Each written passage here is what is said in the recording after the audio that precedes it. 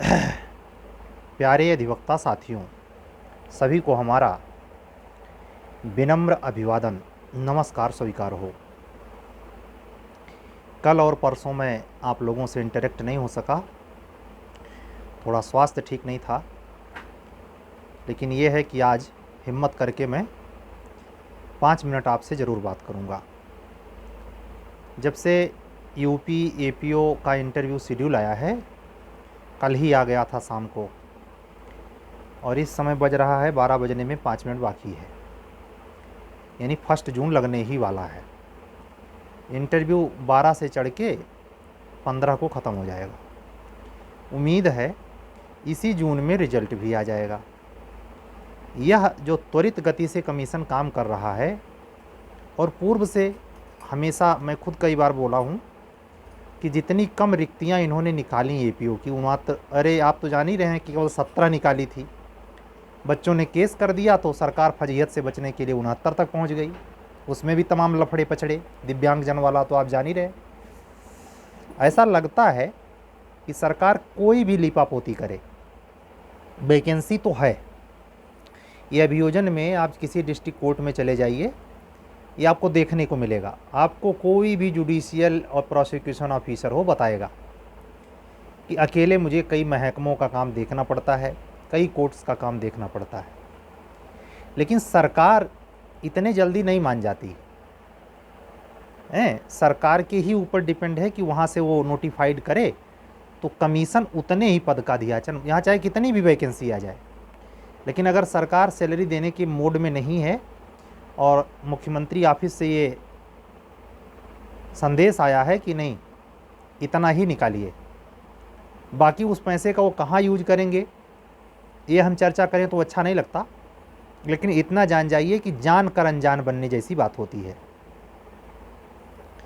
काफ़ी बच्चे जो सफलता नहीं प्राप्त कर पाए या जो इनका इंटरव्यू नहीं कॉल हुआ, स्वाभाविक तौर पर आप लोगों की कौन कहे, मैं खुद इंटरेस्टेड हूँ कि भाई वैकेंसी नहीं आए तो बच्चों का एक बार और अवसर लगे अपने यूपी स्टेट में, क्योंकि जूनियर डिवीज़न एपीओ ये वैकेंसी आती है और दोनों आके निकल गई। तो इस बात की तो संभावना बड़ी प्रबल है, लेकिन ये कितना राज में है, अब वही कह रहा हूँ आपसे कि सरकार यानी मुख्यमंत्री ऑफिस, न्याय विभाग और ये कमीशन, इसके बीच के अंदर जो कम्युनिकेशन का माध्यम होता है, अभियोजन निदेशालय का जो हेड ऑफिसर है प्रोसिक्यूशन डिपार्टमेंट का, वो हेड ऑफिसर की भी एक सीमा है। वो ज़बरदस्ती नहीं कह सकता कि सरकार से नहीं है ये करिए।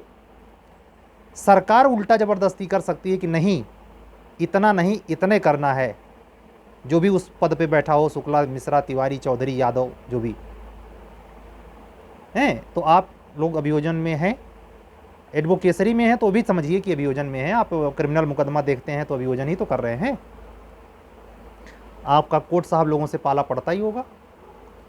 आप कोर्ट साहब के अगेंस्ट ही तो सरकार बनाम डिफेंस करते हैं।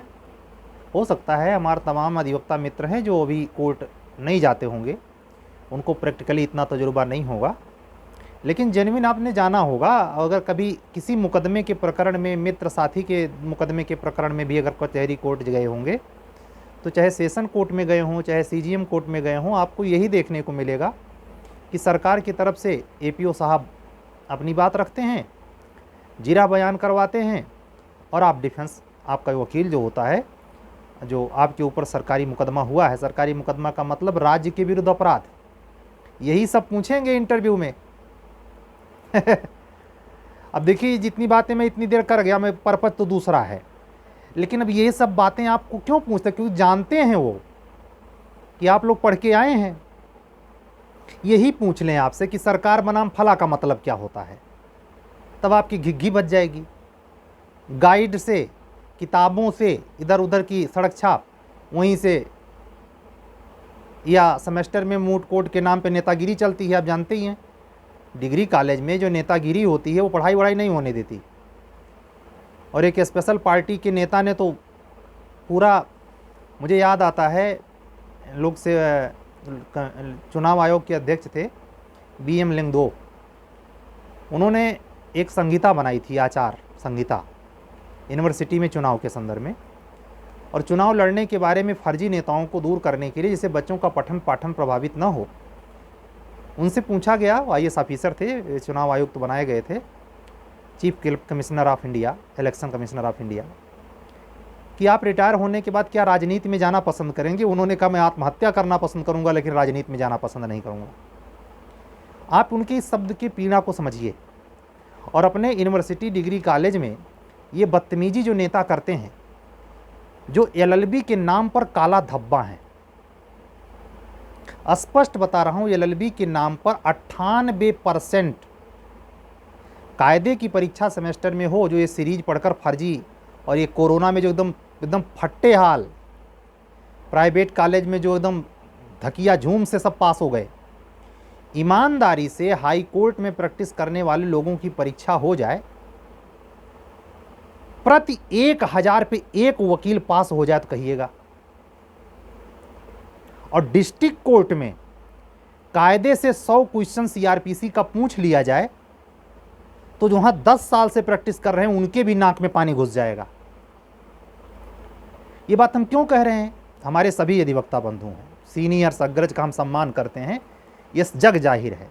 एक अधिवक्ता होते हुए ऐसा अपने ही वर्ग के लिए कहना और सरेआम कहना बिल्कुल अनुचित है, लेकिन कहना इसलिए पड़ रहा है जिससे आप थोड़ा सतर्क हो जाए। इंटरव्यू देने जा रहे हैं, ये चीज़िया जो इंटरव्यू लेने, चाहे मान लीजिए हाई कोर्ट का कोई जज ही पहुंच गया, बुलाए जाते हैं, एक जज रहेगा, और हो सकता है IPS ऑफिसर भी हो, क्योंकि आपका जो हेड ऑफिसर होगा वो IPS रैंक का अफसर होता है अभियोजन निदेशालय में, समझ रहे हैं, और कमीशन के अध्यक्ष हो सकते हैं, या उसमें जो मेंबर हैं वो बना दिए जाएंगे। बड़ी त्वरित गति से इंटरव्यू 4 दिन में ख़त्म होना है, 220 तो लेना है, तो आपसे यही जेन्युइन सवाल पूछा जाएगा, आपसे यही सब जेन्युइन सवाल। आपसे जैसे मान लीजिए सीधा कह दिया गया कि आप मान लीजिए विवाहित हैं, मान लीजिए संजोग से आप वास्तव में विवाहित हैं, और आपसे सवाल पूछा जा रहा है 125 CRPC का मैटर कहाँ आप फाइल करेंगे। अब इसके बारे में लगे घूमने, तो जैसे ही पहले ही सेकंड में आप में घूमे, तो आपके चेहरे के सौंदर्य से और बढ़िया कोट पॉइंट से नंबर नहीं मिलता, नंबर स्किल से मिलता है। इंटरव्यू चाहे IAS का, PCS का, कहीं का, ये लफ्फेबाजी है, पर्सनालिटी टेस्ट। फीडबैक जो बड़ी बड़ी संस्थाएं देती हैं ना कि आपको ऐसे बोलना चाहिए, थोड़ा सा मुंह ऊपर करना चाहिए, आंख में आंख मिला के बात करना चाहिए, थोड़ा सा ऐसे दाएं बाएं, ये सब लफ्फेबाजी। जो प्रश्न आपको आता है, मैं यकीन दिलाता हूं आपको, अगर आता है तो आप अगर निहायत संकोची नहीं हैं, तो आप उत्तर देने के दरमियान ऑटोमेटिक ऐसे ही हो जाएंगे जैसा इंटरव्यू हॉल के समय होना चाहिए। और अगर नहीं आता है तो आ बैल मुझे मार। तो आपको सिखाया जाता है कि जो क्वेश्चन का उत्तर नहीं आता है, कल्पना के आधार पर उत्तर नहीं देते। सॉरी सर, मुझे रिकॉल नहीं हो रहा, मुझे याद नहीं है, मैं रिकॉल नहीं कर पा रहा हूं। एक ऐसा शब्द है जो आपको ये भी छुट्टी दिला देता है कि आपको आता नहीं है। यानी आप जब ये कहते हैं कि रिकॉल नहीं हो रहा है, इसका मतलब आपको आता है, इस समय नहीं आपको रिकॉल हो रहा है। और अगर आप डायरेक्ट ये कहते हैं कि मुझे आता ही नहीं, तो थोड़ा सा ये थोथा हो जाता है और आपको भद्दा कर देगा, आपका जो नंबर है इंटरव्यू का वो भद्दा हो जाएगा। तो इन्हीं सब बातों पर जो अधिवक्ता मित्र हमसे जुड़ गए हैं, रजिस्ट्रेशन करवा लिया। अभी आज की डेट पे 3 अधिवक्ता बंधुओं ने रजिस्ट्रेशन करवाया, और अन्य अधिवक्ता मित्र हम आपसे ये भी क्लियर कह रहे हैं कि ऑनलाइन ही हम ये सुविधा देंगे, वीडियो कॉलिंग से हमारा चेहरा भी दिखेगा, आपके भी चेहरा दिखेगा। हम भाई पेशेवर संस्था जैसे इतने ताकतवर नहीं हैं, अकूत धन संपदा नहीं है कि डायस वायस लगा के आपको भी कमीशन वाला माहौल क्रिएट करें। आप में अगर आस्था विश्वास है इस बात का, और मीडियम इंटरेक्शन का हमारा इंग्लिश, हिंदी कम इंग्लिश होगा, मतलब हिंदी की बाहुल्यता होगी, इंग्लिश उसमें मध्य में जैसे मैं बातचीत में यूज करता हूँ वैसे करूँगा। तो अगर आपको ऐसा लगता है कि सर इंग्लिश मीडियम में शायद उतना सही नहीं, आप फ्री है। इतने दिनों से आप हमको सुनते हैं, किसी मुद्दे पर आप बताएं कि हमने आपसे छिपाया हो। अपनी उम्र, अपनी प्रतिभा, अपनी योग्यता, हमको नहीं डर लगना चाहिए। हमको इमेज की चिंता नहीं है अपने रिश्तेदारों से, अपने जानकारों से, हैं? ये सब परमात्मा की यही तो वजह बनी कि इतने कम समय में आप लोगों का इतना बड़ा प्यार मिला है। मैं आश्चर्य में हूँ।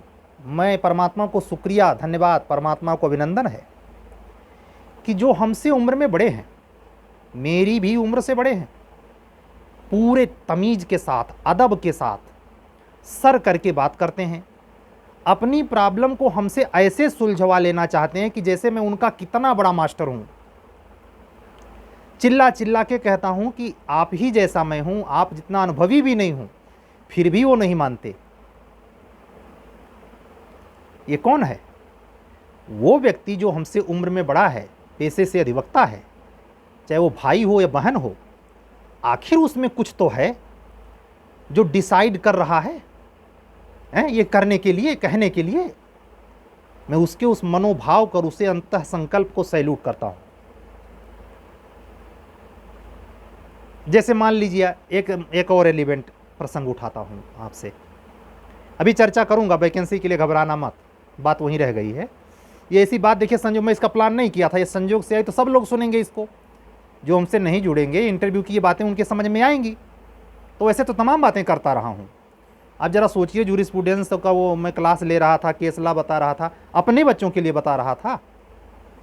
बल्कि वो बच्चे कहते थे कि सर मत करिए मैं उनको समझाता था, उनको राजी करता था, बेटे बाबू आप घबराते नहीं, ये विद्या ददाति विनयम विनयाद याद पात्रताम। विद्या से विनय उत्पन्न होता है, विनयशील व्यक्ति ही कुछ पा सकता है।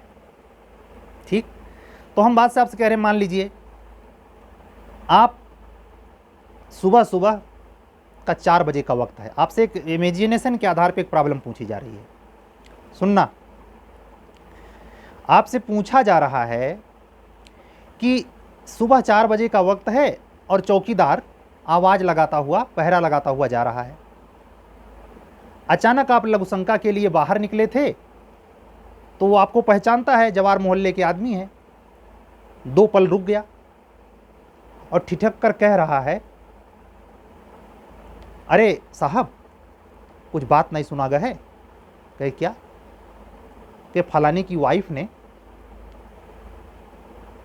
जहर खा के आत्महत्या कर ली है, और ये बात वो छुपा रहे हैं। आप बड़े बुजुर्ग ओहदेदार आदमी हैं, हम आपसे सलाह ले रहे हैं, हमारा ये ड्यूटी है कि हम इसको सूचना। तो पहला सवाल तो ये बनेगा, चौकीदार किस सेक्शन में सीआरपीसी में सूचना पहुंचाता है, समझे? और दूसरा सवाल, जब ये एग्जीक्यूट होने की बारी आएगी तो ये फाइल कहाँ जाएगी? वो ठीक है, सूचना दे आया चौकीदार, अब कौन एक्शन में आएगा और किस सेक्शन में आएगा? तो 172 से 174 की कार्रवाई अगर आपको नहीं पता है तो आप उत्तर लिख पाएंगे? उसका जुरिस्डिक्शन आपको नहीं पता है, क्या नमूना लिया जाता है, वहाँ लेवल ऐसा भी आ जाता है कि पोस्टमार्टम की नौबत भी आती है। और जब मैंने, याद कीजिए, शुरुआत में जो बच्चे जुड़े थे, बिहार का एपीओ देने जा रहे थे, तो उस समय मैंने एक क्लास लिया था पोस्टमार्टम में। और जो वो ये इस तरीके से आत्महत्या कोई कर लेता है तो मौके पे जो बयान होता है उसमें डिफरेंस होता है, उसको क्या कहते हैं, यही सब मैं जिज्ञासा में आपको डाल दे रहा हूँ। अगर आपको ऐसा समझ में आता है, हिंदी मीडियम के आप स्टूडेंट हैं, इंग्लिश के भी हैं, अगर आपको लगता है कि सर हमको कुछ बेहतर दिशा में ले जा सकते हैं, तो आप अभी भी मौका है। हम 6 तारीख से शुरू करेंगे, 10 तारीख को ख़त्म कर देंगे। 2 दिन बाद आप आके प्रयागराज में इंटरव्यू दीजिए। कुछ अधिवक्ता बंधुओं ने हमसे पूछा, वो उनको नहीं पता है, नहीं पहली बार इंटरव्यू दे रहे हैं, सर प्रयागराज में होता है कि लखनऊ? क्लियर कट रहिए, प्रयागराज में ही होता है। ठीक है, आपको देखिए शेड्यूल, उसमें ध्यान से, दोनों मीटिंग करवा रहा है कमीशन। इसी से तो सक्का हो रहा है कि वैकेंसियाँ पिछवा शायद लगी है। तो आपसे मैं बात पूरी करूं, 15 मिनट लगभग होने जा रहा है। इस साल अगर टल भी गई, सुनिएगा ध्यान से, भी वैकेंसी आई है, इनको यूपी का जो मतलब आरओ की वैकेंसी निकालनी है। इस साल अगर ये खींच भी ले गए तो अगली साल ये नहीं खींच पाएंगे। तो अभी डायरेक्ट ये कह देना कि निश्चित ही आएगी, थोड़ा समय से पहले बोल जाना है, ठीक है। लेकिन उम्मीद करना बुरी बात नहीं है। जैसे आप बिहार जे छोड़ दीजिए, अगर नहीं जाना चाहते, नहीं तैयारी है, चुपचाप यूपी जे एपीओ पढ़िए। 100% कह रहा हूँ, भरे 303 सीट आई है, हो सकता है नेक्स्ट अटेम्प्ट में आप एपीओ के साथ जे भी पा जाएं। 15, 16, 12, 13 वैकेंसीज का एग्जाम्पल है। और उसका एक सबसे जो मेजर वजह मैं बार बार कह रहा हूँ, रिपीट करता हूँ भाई, ये इसको अंतिम सत्य मत मानना कि सर तो आप कह रहे थे, आप तो बात से पलट गए। नहीं भाई, एक यथोचित रीजन, मोदी जी को 24 में इलेक्शन लड़ना है, योगी जी को उनको खुश करना है, ये दिखाना है कि यूपी में खूब रोजगार दिए। तो आप देखिए टीजीटी पीजीटी का फार्म कब से भरवाएं, एग्जाम ना ले रहे। वो एग्जाम इधर ही लेंगे, जब उधर ज्वाइन कराएंगे, उसके ज्वाइन कराने के बाद वो मोदी जी वोट मांगने आएंगे। तो इसी में हो सकता है, इसी लहरा में आप भी का नंबर आ जाए। तो थोड़ा वेट कीजिए, आशावादी बनिए, माइंड में ये इस जुलाई अगस्त सितंबर में नहीं तो अगले, लेकिन है तो। और अब की बार चाहे जब आएगी 100 के ऊपर ही रहेगी। तो इस आशा से तैयारी जोरदार रखिए। बहुत रिक्ति के चक्कर में ये मान के चलिए 100% आनी है, आज नहीं तो कल। अब बात ज़्यादा लंबी नहीं करेंगे, थोड़ा तबीयत भी हमारी सही नहीं है, लेकिन ये ज़रूर कहूँगा कि आप लोग आशा नहीं छोड़ते। अभी उम्र ही क्या है, मान लीजिए आप 35 के आसपास हैं, तो ओबीसी कैंडिडेट हैं तो 45 साल तक, जनरल कैंडिडेट हैं तब भी तो 5 मौका है। काहे चुकते, काहे सुस्त पड़ते। ये जो लोग इंटरव्यू देने जा रहे हैं, ये बेचारे बहुत झटका खाए हैं। आज एक अधिवक्ता मित्र का फिर अपने पास से फ़ोन आया, सबसे लेट में उन्होंने सूचना दी, वो खुद एबव 35 हैं, अच्छे स्टूडेंट हैं। तो निराश नहीं होना है, बिहार जाइए शौक से, टहलते घूमते, जो कुछ पढ़ा है पेपर ले आएंगे, पेपर काम आता है। कई एग्ज़ाम तो मैंने ये अपने पीरियड में इसलिए दे दिया था कि जब फार्म में पैसा लगाया है तो जाके हम पेपरवा तो ले आएँ, ठीक है। तो मचकल्ली करते हुए, अगर नहीं पढ़ा है, और अगर पढ़ा है तो पूरे शिद्दत से मेहनत करते हुए जाना है। मचकल्ली की करने की इजाज़त सिर्फ उसी को है जो पढ़ नहीं पाया है, वजह कुछ भी हो। एग्ज़ाम आप फार्म आपने भरा है तो जाके बैठिए, दोनों मीटिंग में पेपर ख़त्म होगा, शाम को पटना से बैठिए, सुबह प्रयागराज, अपने अपने ज़िले में, क्या दिक्कत है, ठीक है। तो आप लोगों से कल मिलेंगे। आप लोगों का बहुत बहुत आभारी हूँ। अपने सभी अधिकारी मित्रों, न्यायिक अधिकारी मित्रों, जजेज, अपर जिला जजेज, सीजीएम साहब लोगों, एसीजीएम साहब लोगों, जूनियर डिवीज़न के जज साहब लोगों, सबको मैं अपना विनम्र अभिवादन और सादर अपना आभार प्रकट करता हूँ। अपने सभी अधिवक्ता मित्रों, बंधुओं, बहनों, चाहे डिस्ट्रिक्ट कोर्ट में प्रैक्टिस करते हों, चाहे ना करते हों, चाहे तहसील में करते हों, कहीं भी हों, टैक्सेशन में हों, हाई कोर्ट में हों, लखनऊ बेंच में हों, प्रयागराज में हों, सबको हमारा बार बार अभिवादन, शुक्रिया आपका। आप अपना स्नेह बनाए रखिए। कल फिर मिलेंगे, कुछ ऐसी बातें की जाएंगी। इंटरव्यू के संदर्भ में हर दिन कुछ न कुछ बोलूँगा, गौर से सुनना, बड़ा काम आएगा, ठीक है। चलने दीजिए, सबको हमारा जय सिया राम। हाँ, अगर आप हमारे चैनल पे नए हैं या इंटरव्यू के लिए आप हमसे जुड़ना चाहते हैं तो नंबर देखिए, उधर दिखाई दे रहा होगा, 7705090393। इसी पर व्हाट्सअप करेंगे तो हम आपसे बात करेंगे, ठीक है। विदा दीजिए, जय सिया राम। सत्यमेव जयते। शुभ रात्रि, सबका मंगल हो।